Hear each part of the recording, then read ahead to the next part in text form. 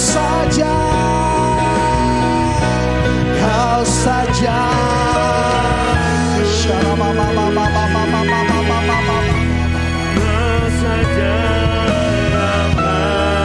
Anak domba Allah,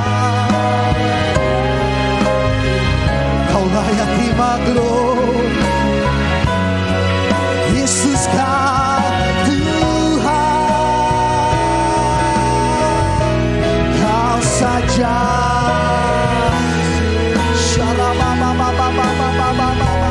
Kau saja. Oh ya Rabatakan Rama ya Rama. Nyanyian kami hanya Kau Tuhan. Mari sembah Tuhan, mari sembah.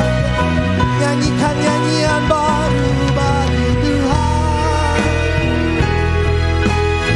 Ini sembah kami, ini pujian kami, ini nyanyian kami Tuhan. Bagi Yesus, bagi Raja, bagi anak domba Allah, bagi kekasih kami, bagi mempelai kami. Kau saja Tuhan, Kau saja Yesus. Ya ralala ya ralala ya ralala ya ralala ya shandaraba ya ralala. Ya ralala ya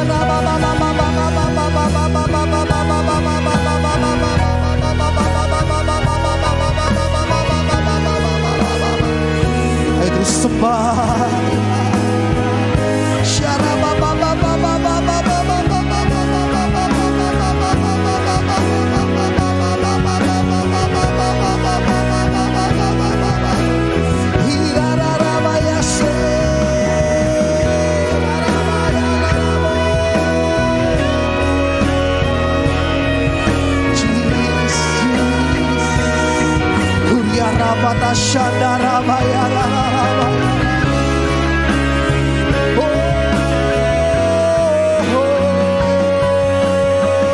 Kami sembah, kami sembah.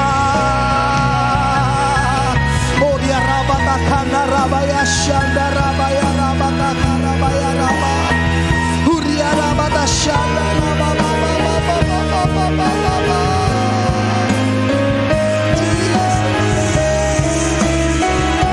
Glory, glory bagimu Tuhan. Glory, glory bagimu Tuhan. Oria rabata shanda rabaya rabata sekeria rabaya. Huria rabata shanda rabaya.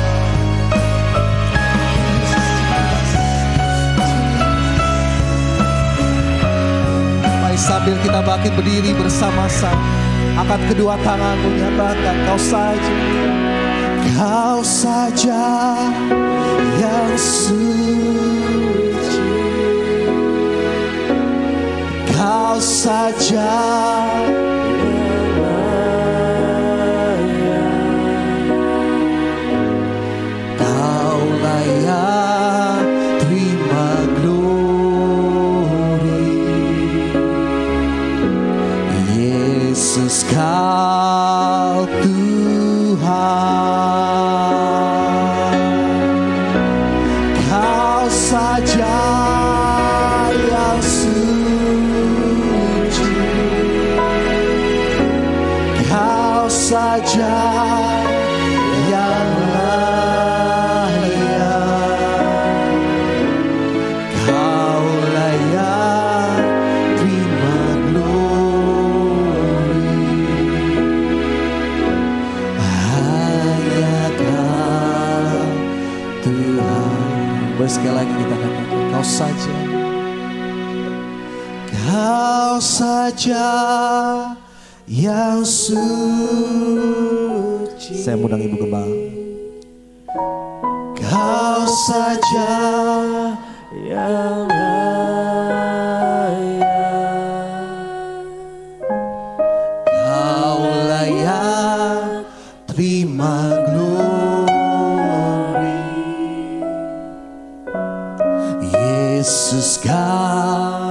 Tuhan, Kau saja yang suci,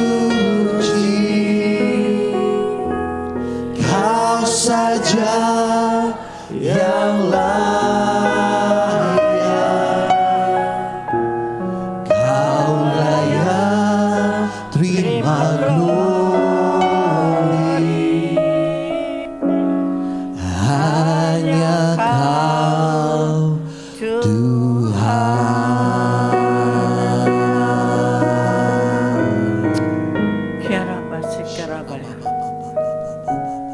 Engkaulah yang kudus, yang layak disembah. Tidak ada yang lain Tuhan. Biarlah kami semua datang di tempat ini fokus hanya untuk Tuhan, fokus hanya untuk menyenangkan hati Bapa. Dan Bapa akan turun dari tahtanya, berada bersama-sama kami dan memberkati kami. Hanya itu syaratnya, fokus kepada Dia, jangan yang lain. Terima kasih Tuhan untuk hadirat-Mu hari ini. Kami percaya Engkau memberikan kami berkat-berkat yang baru, terobosan-terobosan yang baru, kekuatan yang baru, kesembuhan yang sempurna atas setiap kesakitan kami. Dalam nama Tuhan Yesus Kristus kami siap diberkati. Mari yang siap katakan bersama-sama. Amen. Amin. Haleluya. Sorak-sorai yang dahsyat buat Allah kita. Sorak-sorai yang dahsyat lagi buat Allah kita. Haleluya. Katakan haleluya. Haleluya. Haleluya. Tuhan Yesus baik. Amin. Haleluya. Silakan duduk kembali. Hari ini sebelum kita lanjut ada seorang anak yang akan diserahkan kepada Tuhan. Saya undang anak Desta Nathanael Siahaan dari ayah Desmond Parulian Siahaan dan ibu Wartati Silalahi. Ada satu ayat dari Matius 10 ya. Saya akan bacakan.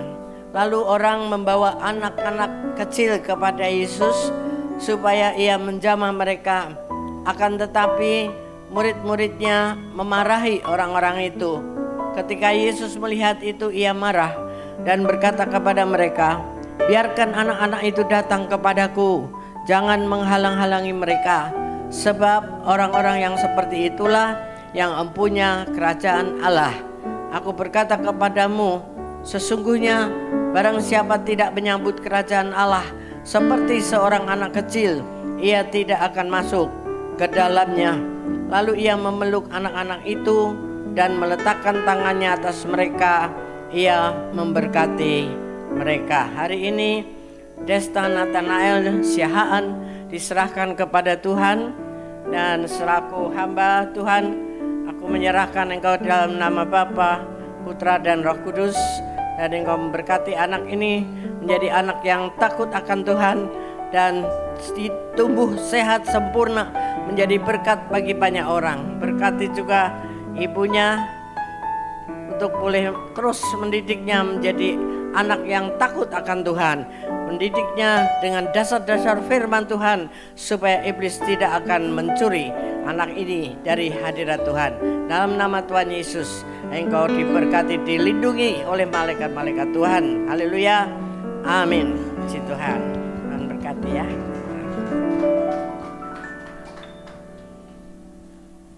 Makasih Desi. Ada. Ya, sering saya sampaikan bahwa anak-anak itu sedini mungkin kita serahkan kepada Tuhan, karena kita berebut dengan kuasa-kuasa kegelapan yang ada di sekitarnya, ya, supaya malaikat Tuhan terus menjagai, melindungi anak-anak kita. Mungkin saudara ada yang anak-anaknya waktu kecil belum serahkan kepada Tuhan, masih bisa sampai anak-anak itu agak besar nggak apa-apa, serahkan kepada Tuhan, ya. Nanti sampai dia berusia lewat 12 tahun ke atas bisa menerima baptisan kudus. Tuhan Yesus memberkati kita semua. Nah Bapak Ibu, hari ini kita ada di 7 Mei dan sebentar lagi ada 18 Mei itu ada hari kenaikan Tuhan Yesus ke surga. Amin. Ya, dari kebangkitan Tuhan Yesus 9 April kemarin sampai nanti 18 Mei. Berapa lama itu? Nggak usah dihitung lah. Harusnya kita tahu berapa lama Tuhan Yesus dari bangkit sampai dia naik ke surga. 40 hari. Ya, 40 hari itu Tuhan Yesus ada di bumi bersama dengan murid-muridnya. Untuk ibadah sore minggu ketiga yang lalu saya udah kupas itu dengan panjang lebar. Tapi untuk ibadah yang siang ini saya ingin mereview sedikit secara singkat supaya semua dapat yang sama. Untuk nanti lanjut kita kepada poin selanjutnya. Jadi Bapak Ibu siapa yang sudah tahu apa yang Tuhan Yesus lakukan selama 40 hari itu di bumi ini? Halo. Ada 5 hal yang saya akan sampaikan hari ini. Pertama, Tuhan Yesus ya setelah bangkit maksudnya. Waktu Tuhan Yesus bangkit pertama kali dia menemui siapa? Menemui Bu Desi. Hari ini menemui Bu Desi ya. Amin. Menemui siapa? Maria. Maria Magdalena. Yang dipercaya itu adalah Maria yang mengurapi kaki Yesus dengan minyak narwastu yang sangat mahal itu. Ya, karena dia merasa dia diampuni dosanya. Maria yang banyak suaminya. Tuh, ya. Nah, entahlah itu. Yang penting Tuhan Yesus bangkit pertama kali yang ditemuinya di kuburan adalah Maria Magdalena. Karena apa? Karena Maria yang pertama datang ke kuburan di hari ketiga itu. Dini hari, ya, ketika hari masih gelap. Artinya murid-murid yang lain kemana? Mereka kalah cepat dengan Maria. Tetapi sayangnya ketika Maria melihat kubur kosong, dia langsung shock, saudara. Ya, terus dia tidak menyangka hal-hal yang lain, tapi pikirannya hanya, oh Yesusku dicuri orang. Sehingga ketika Yesus datang menemui dia, pikirannya hanya, oh ini tukang kebun atau penjaga kuburan. Yang ditanyakan langsung, di mana kamu tempatkan mayat Tuhanku? Ya. Lalu Yesus menyebut dia, hai perempuan, apa yang kau cari? Engkau mencari yang hidup di antara orang mati. Ya, tapi dia masih belum ngeh.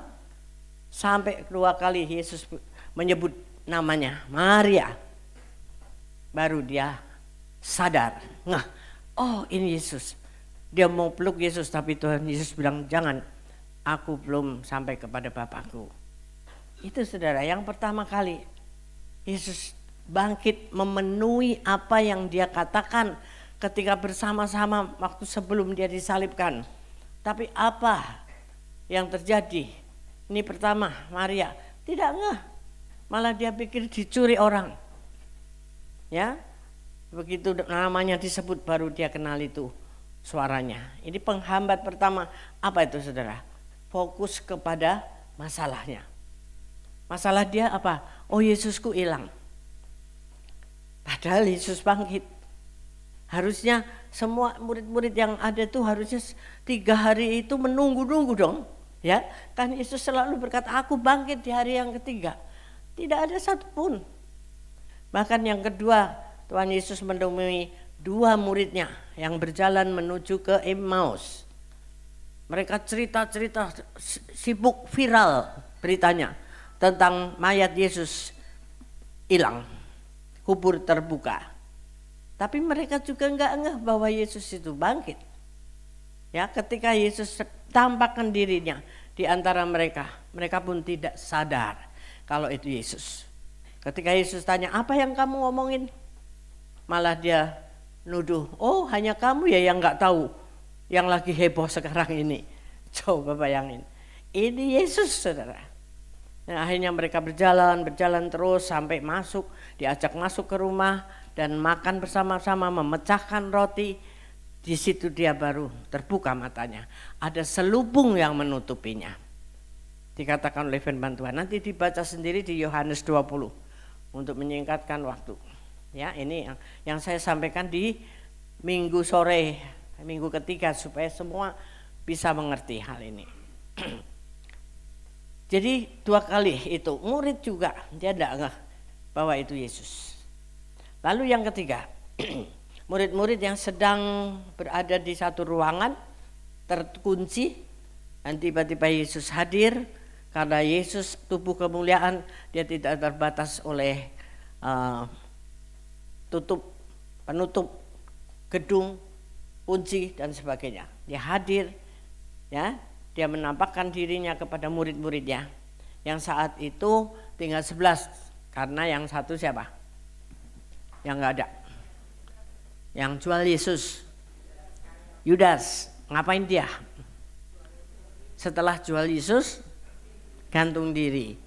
Setelah gantung diri, jatuh sendiri. Dari situ ususnya terbuai. Itu akhir kehidupan seorang murid Yesus yang mengkhianati Yesus. Dia tidak bertobat ketika dia tahu bahwa dia salah. Lain dengan Petrus, ya, ketika dia tahu dia bersalah, dia menyangkal Yesus 3 kali, dia cepat-cepat minta ampun sama Tuhan. Sekali khotbah 3.000 orang bertobat. Itu bedanya. Ya. Nah, Yesus hadir di situ 3:10 karena si Thomas tidak ada. Thomas ini mungkin dia stres berat, saudara. 3 hari, kenapa ya? Kok Yesus kok jadi mati seperti itu? Seperti nggak ada kuasanya. Tapi dia nggak ingat bahwa dia sudah bilang, aku akan bangkit di hari yang ketiga. Malah dia pergi sendiri, saudara. Mungkin dia cari orang pintar untuk menjawab masalahnya. Mungkin dia arisan, ya. Nggak tahu, pokoknya nggak ada di situ. Dan Yesus hadir, Yesus memberkati murid-murid yang 10 itu. Dan Thomas nggak dapat. Ya, ketika dia balik, teman-temannya bilang Yesus datang loh. Dia percaya nggak, saudara? Percaya nggak Thomas? Dia bilang apa? Kalau belum aku mencucukkan jariku ke lubang bekas paku di tangan dan di lambungnya, aku tidak akan percaya. Itu Thomas. Itu Thomas, murid Yesus. Setiap hari berkumpul dengan Yesus. Tapi nggak percaya juga, saudara. Tapi Yesus luar biasa. Ya, ketika Thomas sudah seperti itu, 8 hari kemudian, kali yang keempat, Yesus datang lagi di murid-muridnya ini. Kalau saya bilang itu khusus demi Thomas. Dan dia bilang, Thomas, cucukkan tanganmu di sini. Mungkin gemetaran si Thomas ini, pucat sudah mau pingsan dia. Karena dia berasa bersalah banget. Ya, aku percaya Tuhan, aku percaya Tuhan. Akhirnya dia bilang gitu.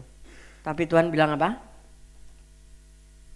Sayang, kamu percaya setelah kamu melihat. Alangkah bahagianya kalau engkau percaya tanpa harus melihat dulu. Nah, marilah kita cek diri kita masing-masing. Apakah kita percaya Yesus walau kita tidak melihat? Apa yang disebut iman itu adalah percaya tanpa melihat. Jadi nanti sebentar lagi orang bilang Yesus akan datang segera. Kira-kira kita percaya atau tidak? Nah, jawabannya saudara sendiri. Bilang percaya tapi kadang-kali perbuatannya masih aneh-aneh. Ya, masih suka bohong-bohong, masih suka simpen sakit hati. Apakah itu percaya? Kita berjaga-jaga untuk kedatangan Tuhan. Jawablah dalam hati masing-masing kita. Ya, hari-hari ini kita serius bahwa kita harus percaya tanpa melihat. Karena yang lalu-lalu itu orang tidak percaya seperti itu. Tetapi toh semuanya terjadi. Dan yang kelima, Yesus datang menemui murid-muridnya di pantai Tiberias. Ketika mereka semalaman mencari ikan. Ini ahli-ahli ikan, nelayan, saudara. Tetapi pagi-pagi itu subuh kembali tanpa ada ikan. Kosong. ikannya lagi pada pulang kampung. Jadi bagaimana bisa ini para ahli ikan tidak dapat ikan? Nah, ketika hari menjelang siang, Yesus datang di situ. Yang dia katakan apa? Adakah lauk pauk padamu? Kesel nggak kalau seperti kita misalnya? Udah semalaman nih capek ya, malah pakai nanya, udah tahu nggak ada ikan, nggak ada apa-apa di situ. Tidak ada. Tapi dia nggak ngeh kalau yang nanya itu Tuhan Yesus. Nggak tahu, saudara. Jadi kali yang ketiga, murid-murid itu tidak sadar bahwa Yesus datang. Ini yang terjadi. Orang-orang yang terdekat dengan Tuhan, tapi tidak menyadarinya. Tapi puji Tuhan masih mereka taat ketika Yesus ini yang belum dikenalnya menyuruhnya, tebarkan jalamu di sebelah kanan. Padahal itu di tempat yang dangkal, saudara. Dia nggak pakai tanya lagi, tidak menolak, tidak komen, ya. Semalaman aku sudah cari ikan dan sebagainya, enggak. Tapi dia taat patuh, tebarkan jala itu. Apa yang terjadi? Dapat ikan enggak? Besar apa kecil? Ya, nanti saudara baca itu. Ini penting, Yohanes 20 seluruhnya baca. Mereka dapat ikan gede-gede, saudara.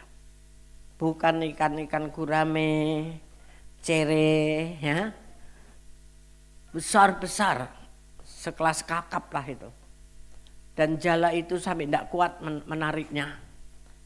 Jadi dia panggil teman-temannya yang lain untuk membantu menarik.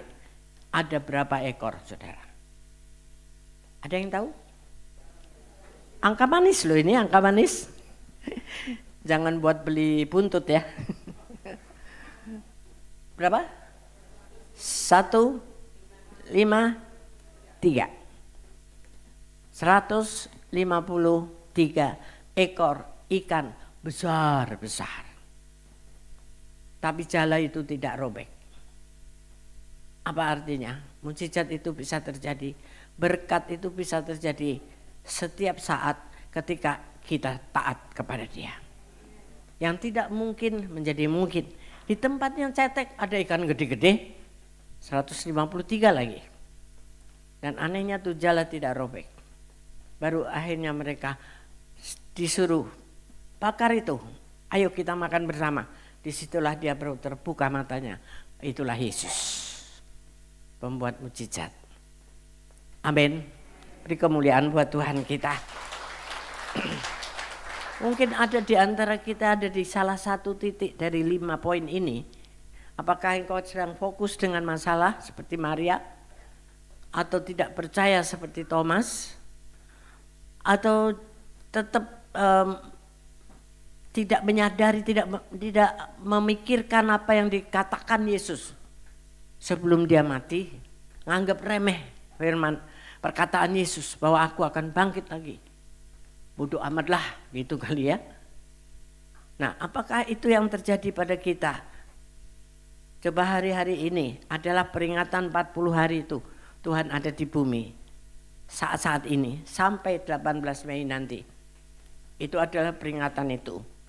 Biarlah ketika kita ada di dalam doa pujian penyembahan kita, Yesus hadir. Engkau ngeh, engkau sadar ini Yesus yang bicara kepadaku melalui firman mungkin, melalui lagu, mungkin melalui teguran teman dan sebagainya.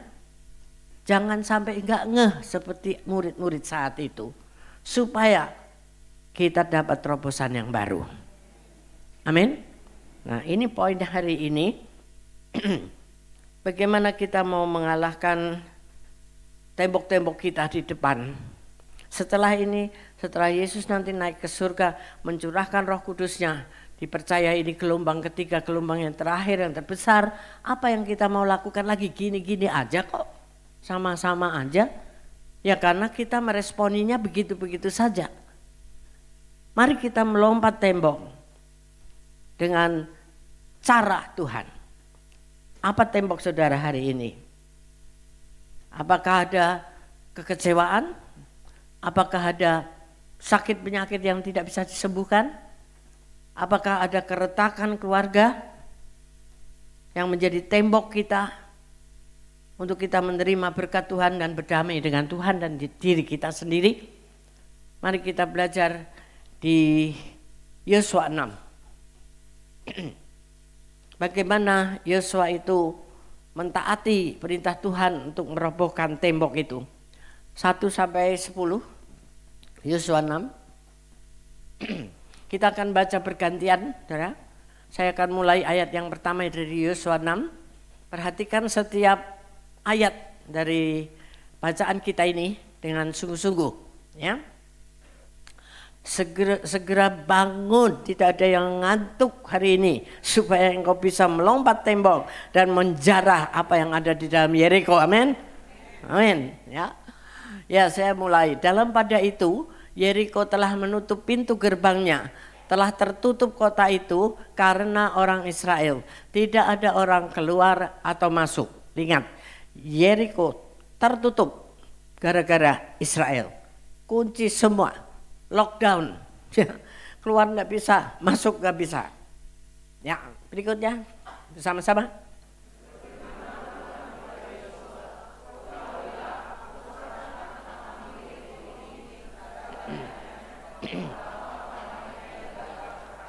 Nah, karena ini janji Tuhan, mari kita perkatakan itu dengan lebih yakin lagi. Dengan perkataan yang kuat, yang penuh kepercayaan. Yuk ulang, 1, 2, 3. Berfirmanlah Tuhan kepada Yosua, ketahuilah aku serahkan tangan dalam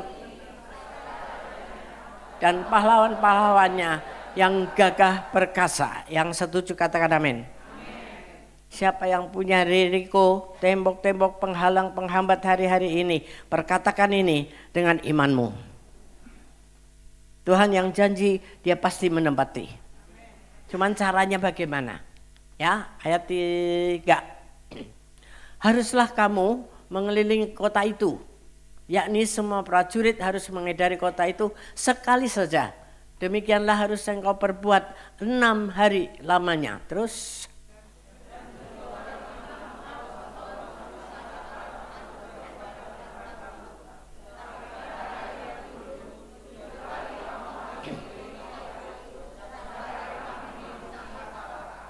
nah, ya, para imam meniup sangkakala 7 orang, tabut ikut di depan, ya, dan kelilingnya hanya berapa kali? Ngelilingi berapa kali? Dari hari pertama sampai hari ke-6 berapa kali? 1 kali. Diam, tidak ada bicara apa-apa. Ya, keliling tembok itu yang dipercayai tebalnya itu 5 meter dan dia double 2. Jadi 10 meter. Kelilingin itu kira-kira membutuhkan waktu 1 jam. Dan itu peniup sangkakala harus meniupnya terus menerus. Tidak hanya 1 kali, selesai, enggak. Selama keliling itu harus tiup terus menerus. Saudara. Tapi 1 kali, 1 hari. Habis itu ngapain? Pulang ke kemah. Ya mungkin tidur, mungkin ngerumpi-ngerumpi. Ngapain ya kita ini ya? Dikerjain nama Yosua. Sekali sehari keliling-keliling gak ada hasilnya. Banyak kan gitu kan? Selalu ngedumel. Ya. Sampai hari ke-6 tidak ada yang terjadi. Kalau kita jadi orang Israel gimana? Bertekun lagi gak? Atau udah bubar? Mungkin Yosua lagi stres tuh. Gak tahu gak yang harus dilakukan. Salah dengar suara Tuhan. Dan sebagainya. Tapi ketika hari ke-7, berapa kali? Pada hari yang ke-7, 7 kali kamu harus mengelilingi kota itu. Sedang para imam meniup sangkakala. 7 hari ke-7, 7 kali. Jadi berapa kali putaran seluruhnya? Hah? 13, betul ya? Jadi ada yang masih takut dengan angka 13? Angka sial? Berarti mengalahkan yang Tuhan perbuat dong. Ya. 13 kali, tapi ini khusus untuk Yeriko. Jangan nanti saudara kelilingin rumah orang 13 kali supaya roboh dan kita tempati beda-beda ya. Itu khas khusus untuk Yeriko dan mereka taat. Terus ayat yang 5. Apabila sangkakala tanduk domba itu panjang bunyinya dan kamu mendengar bunyi sangkakala itu, maka haruslah seluruh bangsa bersorak dengan sorak yang nyaring, maka tembok kota itu akan runtuh, lalu bangsa itu harus memanjatnya masing-masing langsung ke depan. 8. Terus 6 ya.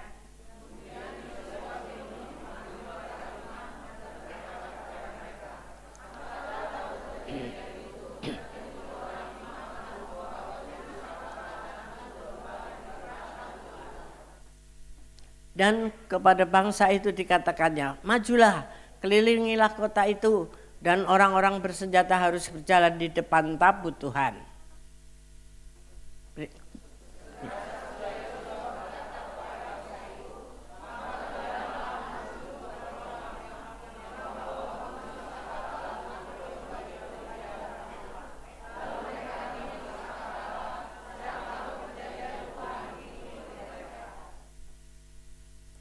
Dan orang-orang bersenjata berjalan di depan para imam yang meniup sangkakala dan barisan penutup mengikut tabut itu, sedang sangkakala terus menerus ditiup.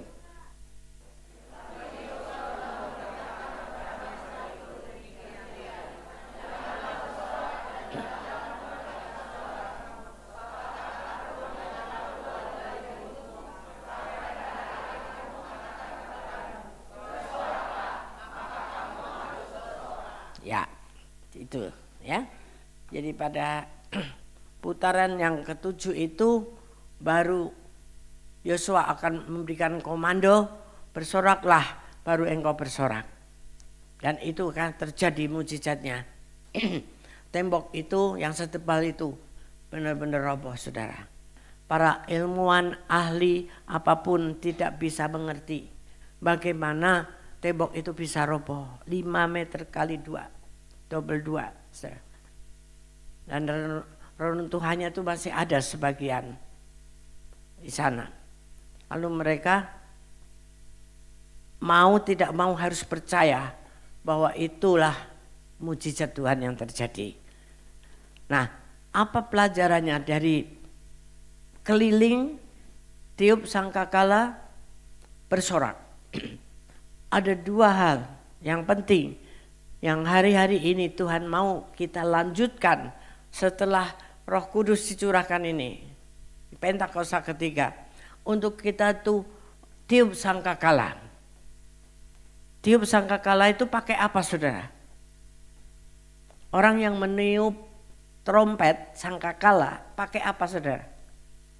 Pakai alat pencetan? Kayak sirene begitu? Atau pakai apa? Pakai apa? Tiup trompet pakai apa, saudara? Mulut. Nah, ini yang pertama ya, pakai mulut. Artinya Tuhan diingatkan, jaga mulut baik-baik untuk hanya meniup trompet. Sangkakala bukan trompet, maaf. Dan sangkakala itu tadi kita baca dibuat dari tanduk domba jantan. Sampai sekarang tidak ada sangkakala yang lain. Semua dibuat dari tanduk domba jantan. Sayang Pak Yosef tidak ada ya. Biasa dia yang bawa shofar sekarang namanya. Jadi makin tua dombanya itu makin panjang tanduknya. Dan cara meniupnya pun itu tidak sembarang orang bisa. Harus belajar. Dan juga arti daripada bunyi sangkakala itu macam-macam. Kalau tadi dikatakan bunyinya panjang dan bunyinya pendek, beda-beda, saudara. Disitulah Yosua memberi penjelasan, kalau bunyi panjang engkau semua bersorak bersama-sama dan tembok akan roboh. Itu sebuah miracle, mujizat yang luar biasa, yang manusia tidak bisa menemukan apa ini sebabnya. Apakah dikelilingin itu lalu fondasinya rontok? Tidak mungkin, mereka jalan pelan-pelan, tidak sambil lari-lari dan lompat-lompatan, enggak, dengan sunyi senyap. Ya, dan setelah 13 kali taat Yosua, mungkin juga banyak gerundelan saudara. Ya, wah gimana sih ini, udah segini nih, mau apa sampai kapan? Pastilah ya, biasanya kan begitu. Tapi puji Tuhan mereka akhirnya melakukannya sampai selesai. Finish well artinya. Robohlah dan mereka masuk menjarah seperti yang di ayat 2 tadi yang dikatakan, dijanjikan Tuhan, aku akan menyerahkan Yeriko kepadamu, kepada bangsa Israel, berikut raja-rajanya. Nah kalau semuanya diserahkan termasuk hartanya enggak saudara? Harta benda yang ada. Ya. Nah itulah peperangan kita hari-hari, seperti tembok Yeriko itu. Bentuknya apa bagi saudara saat-saat ini? Tidak sama satu dengan yang lain. Mungkin sedang menghadapi perekonomian yang tidak baik, vonis dokter yang tidak baik, 2 bulan lagi game, atau permasalahan percekcokan, permusuhan satu dengan yang lain yang tidak habis-habis turun-temurun. Itulah tembok-tembok Yeriko. Tapi saudara, kalau engkau taat, pakai mulut kita untuk deklarasikan, proklamirkan firman Tuhan bahwa Allahku dahsyat, bahwa Allahku luar biasa, bahwa Tuhan itu selalu baik walaupun keadaan saudara sedang tidak baik. Berbalikan, engkau sakit tapi katakan aku sehat. Kau tidak punya uang, kau bilang aku kaya sebab Allahku kaya. Terus deklarasikan seperti itu. Entah 13 kali putarannya itu sampai kapan buat saudara, buat kita masing-masing gak sama. Hanya Tuhan sedang menguji ketaatan saudara untuk setia sampai akhir. Sehingga engkau akan menerima mujizat-mujizat yang luar biasa. Ya, ini sesuatu yang sungguh menggerakkan, menggetarkan saya pada saat membaca ini. Ya. Dan satu hal lagi, bersorak, kecuali tadi meniup sangkakala dengan mulut, dan sangkakala itu dibuat dari tanduk domba jantan, berbicara tentang Yesus, simbol daripada Yesus sebagai domba jantan yang dikorbankan untuk menebus dosa kita. Jadi kita meniup sangkakala tanduk domba itu tidak sembarangan, itu simbol daripada Yesus Kristus. Artinya kita menyuarakan sekarang ini bahwa Yesus Kristus penebus dosa, Yesus Kristus penyembuh, Yesus Kristus pemulih segala macam masalah. Itu kita harus ngerti dulu supaya ketika kita declare, kita yakin dan percaya bahwa Yesus segala-galanya. Amin. Nah yang kedua, setelah mereka tiup sangkakala, di titik terakhir putaran ke-13 apa yang mereka lakukan? Bersorak. Bersorak pakai apa? Pakai mulut juga. Jadi dua-dua ini bicara soal mulut saudara. Hari-hari ini mari pakai mulut kita terus untuk declare. Bagi masalah-masalah saudara, kebutuhan-kebutuhan, pergumulan-pergumulan yang engkau sedang hadapi, yang mungkin bertolak belakang dengan yang diomongkan, tapi katakan itu terus, ya. Dan bersorak ini dengan mulut kita artinya juga kita membuktikan, mengatakan, memproklamasikan kekuatan dan kuasa Yesus. Tidak ada yang loyo-loyo lagi, karena ketika engkau sedang tidak semangat, sedang loyo, iblis sorak-sorak. Jadi mari, itu perlunya kita punya komunitas.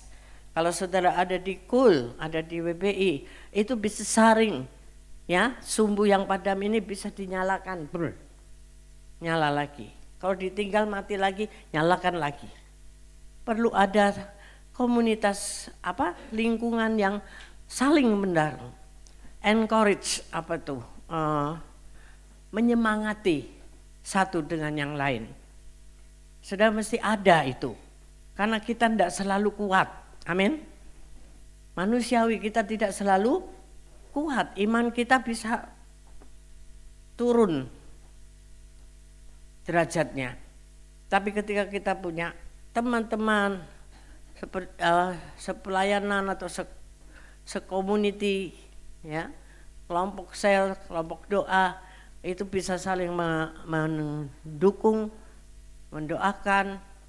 Jadi mulut kita pakai untuk menyemangati orang lain. Katakan amin. Jangan malah menekan. Saudara, kalau ada temennya cerita, waduh aku suamiku begini ya, sudah di PHK malah dia punya will lagi. Tahu will? WIL. Wanita? Wanita iblis kalau saya bilang. Bukan idaman. Wanita iblis lain. Jangan malah ikutan, oh iya loh suamiku itu juga jahat, suka ini lah. Berarti ini kumpul para stres woman, men. Tapi jangan, walaupun engkau mengalami yang sama, katakan aku juga ngalamin, tetapi Yesusku luar biasa. Satu waktu pasti aku akan menang. Nah itu yang encourage artinya, yang membangkitkan, ya. Dan kita yang memberikan pengaruh terhadap orang lain, bukan dipengaruhi. Amin. Boleh bilang satu sama lain, ayo kita mempengaruhi. Dengan yang baik. Jangan yang buruk. Amin. Ingat ya, declare yang baik. Amin. Declare tentang kuasa Tuhan, kebaikan Tuhan, itu aja dah. Dan juga pergumulan saudara, declare, ya, aku percaya aku akan dapat pekerjaan untuk yang belum punya pekerjaan, ya, aku percaya anakku akan jadi baik. Terus kan tiup sangkakala yang tadi terus menerus. Jadi saudara jangan hanya sekali-sekali, ucapkan terus setiap hari sampai surga terbuka, sampai tembok itu rontok roboh di depan saudara. Amin.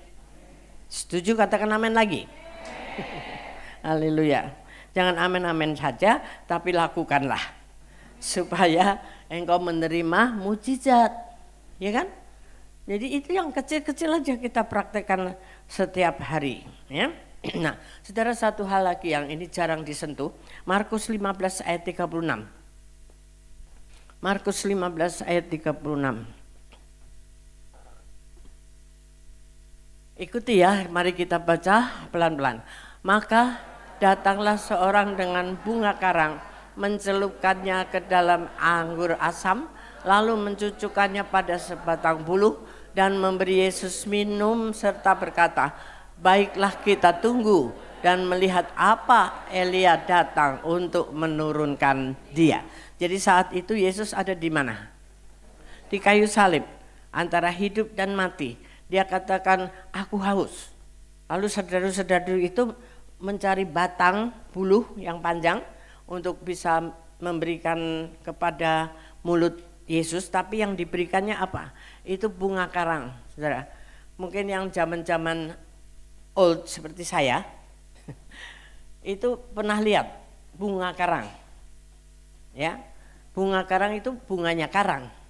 Tapi sekarang udah jarang sekali. Karena karangnya sudah pada hancur-hancuran, ya, seperti gerobol-gerobol begitu. Dulu itu memang benar-benar dipakai untuk mencuci piring. Zaman saya kecil, ya. Dan ini bunga karang itulah dicelup dengan cuka. Kalau orang di sana tuh dipakai untuk mencuci WC, toilet. Atau tadi Pak Hans bilang membersihkan bagian-bagian tubuh yang tersembunyi. Ya Pak ya. Dari penelitiannya. Jadi itu pokoknya hal atau bagian yang paling hina yang dikerjakan dengan alat bunga karang itu. Ditambah cuka untuk membersihkan toilet. Barang-barang yang paling jorok. Dan itulah yang dicucukkan ke mulut Yesus ketika dia bilang aku haus. Bayangkan saudara, itulah penghinaan yang paling buruk yang dilakukan mereka. Di samping juga dia pakaikan mahkota duri. Itu juga satu penghinaan, tapi ini sungguh-sungguh lebih lagi karena itu paling jorok. Nah, itu semua demi kita. Puji Tuhan, iblis maunya lewat para serdadu itu membungkam mulut Yesus. Dilakukan seperti itu. Mereka ingin supaya Yesus ini ngamuk, supaya menghujat Allahnya dan penyelamatan manusia batal melalui mulut lagi. Tapi puji Tuhan, Yesus kita dahsyat. Dia kuat, dia tidak berespon apapun. Hanya dia bilang, Eli, Eli, lama sabatani. Bapakku, Bapakku, kenapa engkau meninggalkan aku? Sampai aku dihina seperti ini. Dicerca, ya, disiksa. Tapi dia tidak berdosa dengan mulutnya. Maka dari itu saudara, penghinaan apapun yang kita terima, tidak ada yang sebanding dengan penghinaan Yesus terhadap Yesus. Amin. Jadi udah terima-terima sajalah. Yesus aja dihina seperti itu. Apalagi kalau penghinaan itu bukan karena salah kita. Kalau memang salah kita ya apalagi ya harus diterima dong.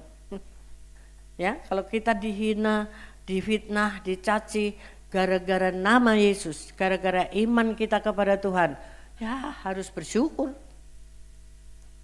Biar aja, urus saja itu dengan Yesus, bukan dengan kita. Jaga mulut kita baik-baik supaya terobosan terjadi. Amin. Amin. Supaya tembok-tembok Yeriko saudara bisa terhancurkan. Dan engkau akan menerima terobosan-terobosan baru di musim-musim yang sulit seperti ini. Tidak ada yang mustahil bagi Tuhan.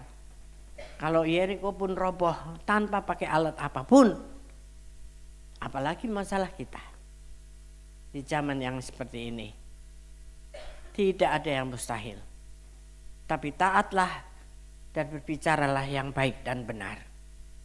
Pakai mulut kita dengan sebaik-baiknya. Hanya menyenangkan Tuhan, bukan menyenangkan manusia. Jangan gampang-gampang ngomong kotor, ya, ngomong yang nggak penting, saudara. Dan itu mendukakan hati Bapak. Karena ada Roh Kudus di dalam kita. Pasti yang keluar itu yang harus dituntun oleh Roh Kudus. Menjadi pembicaraan yang baik. Yang memberkati orang lain. Encourage tadi. Menguatkan orang lain. Memberitakan kebaikan Tuhan. Walaupun keadaan kita sendiri belum baik. Karena baik yang sempurna itu nanti kalau kita sudah di awan-awan bersama Yesus. Itu baru sempurna. Ya, tapi sekarang ini kita mempersiapkan untuk ke sana. Dan kita mau melakukan apa yang Tuhan mau. Robohkan tembok itu bersama dengan kekuatan dari Tuhan melalui mulut kita. Memuji menyembah Dia, perbanyak setiap harinya. Jangan diperbanyak drakor. Karena drakor ngajarin apa ya? Itu loh, kan kita pilih dengan sebaik-baiknya, jangan yang menyenangkan daging kita, tapi yang memberikan makanan kepada roh kita, supaya ketika goncangan terjadi, kita kokoh dan kuat. Yuk kita akhiri satu dengan Mazmur 5 ayat 13. Mana pemusik-pemusik, siapkan dirimu. Bersembunyi dia, di mana ini? Mazmur 5 ayat 13. Ini satu rema juga buat kita semua, harus declare, harus ucapkan dengan sungguh-sungguh. Yuk sama-sama, 1, 2, 3. Sebab Engkaulah yang memberkati orang benar, ya Tuhan. Engkau memagari dia dengan anugerah-Mu seperti perisai. Siapa orang benar? Saudara orang benar? Dibenarkan oleh Allah. Ketika kita bersalah, kita minta ampun, segera itu dibenarkan. Nah, orang-orang yang seperti itu yang dipagari dengan anugerah Allah. Anugerah itu yang harusnya tidak pas buat kita. Favor yang saya sering sampaikan. Ya, hal-hal yang lebih daripada yang harusnya kita terima. Kemudahan-kemudahan yang begitu aja Tuhan beri. Pasti terjadi karena itu seperti perisai mengelilingi kita semua. Katakan amin. Ayo bangkit berdiri, lompati tembok. Satu lagu lama, ayo semangat kita mau melompat tembok. Amin. Ya, tua muda, ayo kita melompat. Siapa yang lebih tua dari saya? Tidak ada. Ku kalahkan musuh dan melompat tembok. Haleluya, haleluya. Ku kalahkan musuh dan melompat tembok. Haleluya, haleluya. Janjinya lah kemenangan, Dia batu keselamatan. Ku kalahkan musuh dan melompat tembok. Haleluya, haleluya. Sebentar saudara, kalau nggak ikut melompat, jangan salahin kalau tembokmu nggak roboh. Setuju ya? Masih bisa melompat? Nah, kalau pakai tongkat pun melompat masih bisa. Ya, makanya itu kakinya sakit, justru melompat, engkau pulang sehat. Kalahkan Dan melompat tembok. Haleluya, haleluya. Ku kalahkan musuh dan melompat tembok. Haleluya, haleluya. Janjinya lah kemenangan, Dia batu keselamatan. Ku kalahkan musuh dan melompat tembok. Haleluya, haleluya.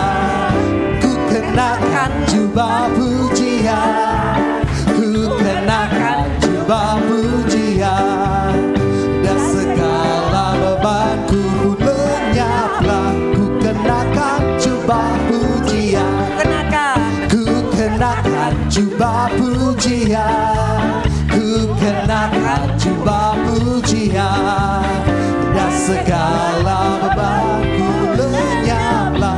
Ku kenakan jubah pujian, ku kenakan jubah pujian, ku kenakan jubah pujian. Haleluya. Mengenakan jubah pujian artinya saudara memuji dan menyembah Tuhan. Amin. Kalau ibu-ibu, bapak-bapak mulai rasa dengkulnya pada sakit, nyanyi ini di rumah tiap hari, engkau akan sembuh dalam nama Yesus. Melompat tembok dan tembokmu akan roboh. Amin. Dengan iman dan percaya kepada Tuhan. Mari kita siapkan hati kita untuk terima perjamuan kudus. Terima kasih Tuhan. Saya mengundang para pelayan.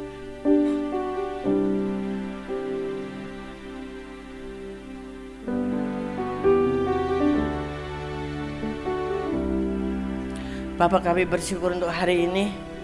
Biarlah kami melompati tembok apapun yang ada di depan kami untuk menerima terobosan-terobosan baru, pengalaman-pengalaman baru dari Tuhan yang Engkau akan robohkan setiap tembok kami. Dalam nama Tuhan Yesus Kristus.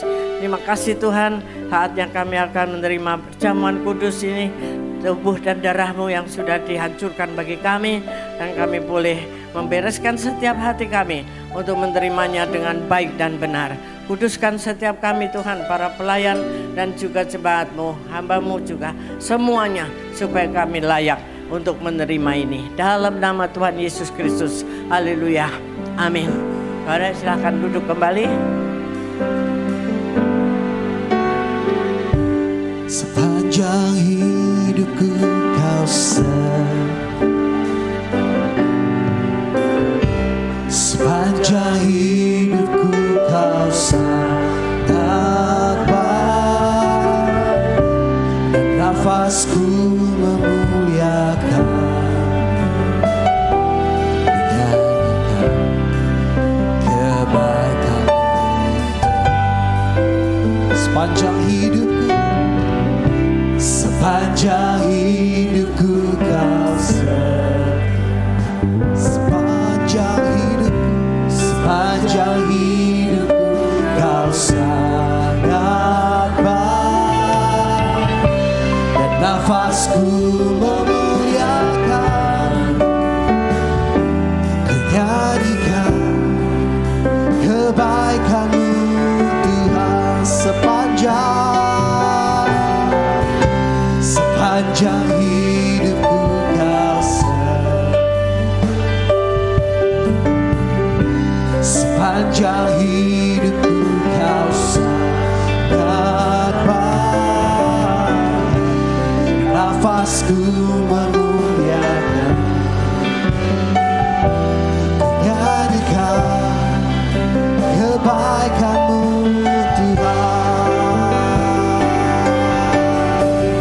kebaikan-Mu Tuhan, berkati hidupku. Kebaikan-Mu Tuhan, sertailah aku. Aku berserah dan tak menyembah hidupku bagi-Mu. Kebaikan-Mu Tuhan, berkati hidupku. Kebaikan-Mu Tuhan, berkati hidupku. Kebaikan-Mu Tuhan, kebaikan-Mu Tuhan, berkati hidupku.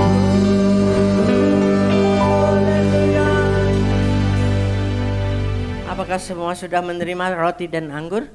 Kalau belum bisa angkat tangan supaya dilayani. Sudah semuanya? Kalau sudah kita angkat roti di tangan kanan tinggi-tinggi, sebab apa yang telah kuteruskan kepadamu telah kuterima dari Tuhan, yaitu bahwa Tuhan Yesus pada malam waktu Ia diserahkan mengambil roti, dan sesudah itu Ia mengucap syukur atasnya, Ia memecah-mecahkannya dan berkata, inilah tubuhku yang diserahkan bagi kamu, perbuatlah ini menjadi peringatan akan aku. Saudara-saudara yang kasih Tuhan, bukankah roti yang kita pecah-pecahkan ini adalah persekutuan kita dengan tubuh Kristus? Mari kita makan dalam nama Yesus.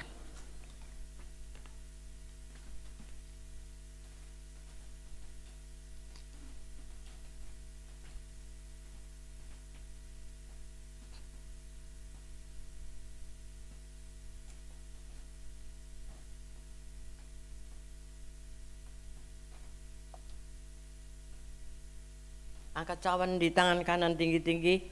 Demikian juga Ia mengambil cawan sesudah makan lalu berkata, cawan ini adalah perjanjian baru yang dimeteraikan oleh darahku. Perbuatlah ini setiap kali kamu meminumnya menjadi peringatan akan aku. Saudara-saudara yang kasih Tuhan, bukankah cawan pengucapan syukur yang atasnya kita ucapkan syukur ini adalah persekutuan kita dengan darah Kristus? Mari minum dalam nama Yesus.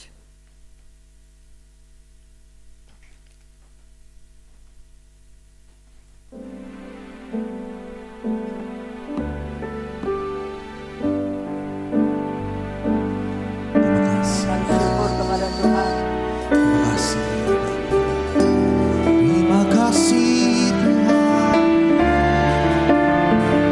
terima kasih Yesus.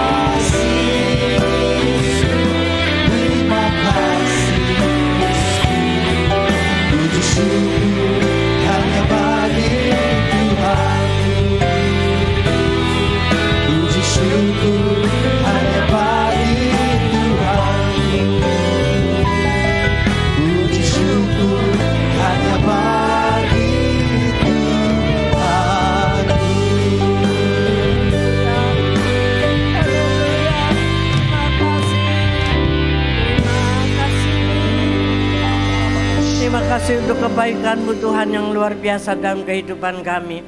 Dan kami percaya hari ini terobosan-terobosan yang baru kami akan terima. Kami akan melompat di tembok dengan bersorak dan mendeklar akan kuasa Tuhan yang dahsyat dalam kehidupan kami. Berikan mulut kami pengurapan yang baru untuk menjadi mulut-mulut yang memuliakan nama Tuhan, yang memberitakan tentang kebaikan Tuhan saja dan tidak meninggalkan segala perkataan-perkataan yang tidak baik dan semua gosip-gosip yang tidak penting. Semua lepaskan itu dalam nama Yesus Kristus, dan Engkau akan muncul sebagai pemenang. Ada tembok-tembok yang dirobohkan di dalam kehidupanmu. Di dalam nama Tuhan Yesus Kristus, Engkau terima berkat yang baru, kekuatan yang baru, perlindungan yang baru dari Yesus Kristus yang sudah mati buat kita semua. Hari ini kita nyanyikan terima kasih Tuhan. Terima kasih Tuhan untuk kasih setiamu yang ku alami dalam hidupku. Terima kasih Yesus untuk kebaikan-Mu sepanjang